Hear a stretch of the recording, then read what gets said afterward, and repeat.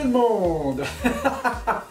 Alors, et puis j'ai regardé la dernière vidéo, l'éclairage c'est assez génial, je vais encore améliorer ça. Et puis il va me rester aussi la section des microphones à améliorer parce que je travaille encore avec les microphones de la caméra et que je retravaille le son un petit peu en post-production, mais c'est pas aussi génial que si j'avais les vrais microphones. Bon, trêve de parlementerie. Maintenant, on va faire encore une petite variation sur les courges, avec encore la courge à spaghetti. Je vous avais montré la dernière fois la courge à spaghetti avec la version de base de spaghetti, la sauce tomate, les légumes, le fromage, le petit poulet. Et puis maintenant, ce que je vais vous montrer, c'est quelque chose que je me fais le soir quand je reviens de travailler, parce que je travaille de 15h45 jusqu'à 1h15 du matin. C'est 10 heures à chaque jour. Je fais ça pendant 4 jours chaque semaine. Alors, ce qui arrive, c'est que j'aime ça avoir quelque chose de très rapide à faire et aussi de très léger. Alors, il n'y a qu'un petit peu d'assemblage à faire. Et la courge spaghetti, une fois qu'elle est cuite, que les filaments sont défaits, on peut mettre ça au frigo et ça se conserve 4-5 jours. Alors, ce que je fais quand je reviens de travailler, je me fais une petite soupe. Je vais vous montrer comment je la fais, c'est extrêmement simple. Alors, ce que nous faisons, ça va nous prendre des légumes frais. Je vais vous mettre encore un petit peu de légumes congelés parce que ça convient bien aussi. Et puis de la courge spaghetti. Et il y a une façon de l'assembler qui fait que la courge est déjà cuite, il ne faut pas la recuire. Parce que sans ça, ça va finir de la pâte à la courge. Ça va finir en pâte à la courge. Bon, alors, très simple, on va partir 2 tasses de bouillon de légumes. J'en ai toujours sous la main. Je vais le faire aussi avec, celui du commerce. À un moment donné, je vous montrerai comment faire un bon bouillon de légumes maison. C'est pas très compliqué non plus. Bon, on fait chauffer ça. Pendant que ça va chauffer, j'ai quelques bons légumes ici. Alors, c'est toujours la même chose. Quelqu'un qui me dit qu'il n'a pas le temps de cuisiner me demande comment il fait ça, parce que faire un petit repas de même, cuisson compris, ça prend pas 20 minutes.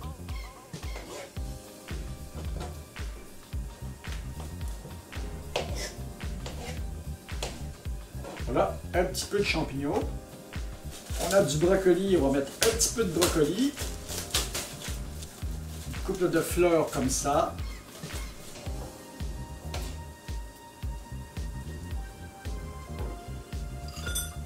Les petits légumes que j'avais préparés.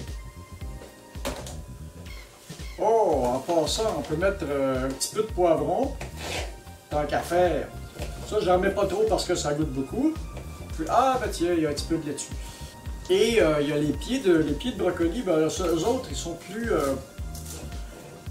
plus durs à cuire, alors je les garde pour d'autres choses. Alors voilà, j'ai mes petits légumes, tout prêt. Le bouillon de légumes va arriver à ébullition. Alors on y met les légumes.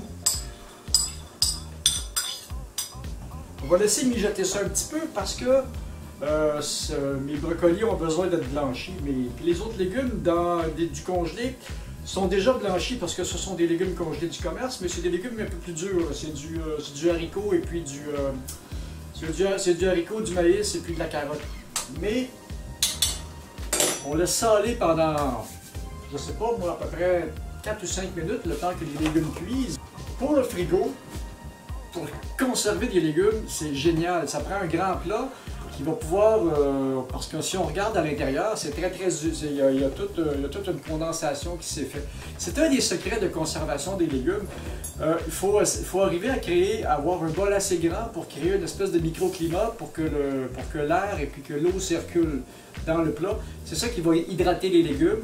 Et comme il est fermé, ça empêche aussi des contaminants d'entrée, comme tout ce qui est champignons, tout ce qui est levure et ces choses-là. Et les légumes vont se conserver pas mal plus longtemps. Si le bac est trop petit, la circulation ne se fera pas bien et puis les légumes vont pourrir. Si le bac est trop grand, ils vont sécher. Alors, ça prend des beaux bacs comme ça, ça garde vos légumes 3-4 jours de plus. C'est génial. Et voilà, les légumes sont prêts. Tout ce qu'il y a à faire, c'est envoyer ça là-dedans. En fin de compte, ça remplace les vermicelles. Laissez remonter ça à ébullition. Là, je l'ai fait pour une portion. Mais surprenez vos invités avec ce genre de cuisine-là. voilà! C'est de toute beauté. Les légumes ne sont pas trop cuits, ils ont gardé une belle couleur, ils sont al dente. Et c'est génial ça. Et voilà le résultat. C'est super appétissant. Et on va y goûter.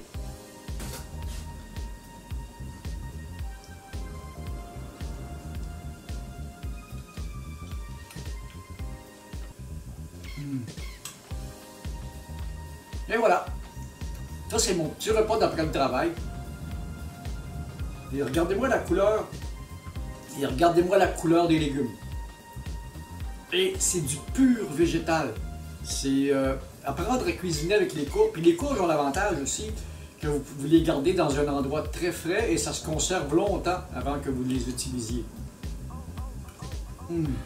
Alors, c'était ça pour aujourd'hui. C'était la petite vidéo, la petite variation. J'en ai d'autres qui s'en viennent que je vais vous montrer. J'ai encore de la courge. Puis si j'en manque, j'en cuirai d'autres. De toute façon, à ce temps-ci donné, elle ne coûte pas très cher et on est vraiment en saison. Aujourd'hui, si vous avez aimé ça, bien, vous m'envoyez les petits pouces qui font plaisir, vous vous abonnez à la chaîne, vous partagez avec vos amis, vous partagez beaucoup, et puis vous me laissez des commentaires dans la barre d'infos en bas.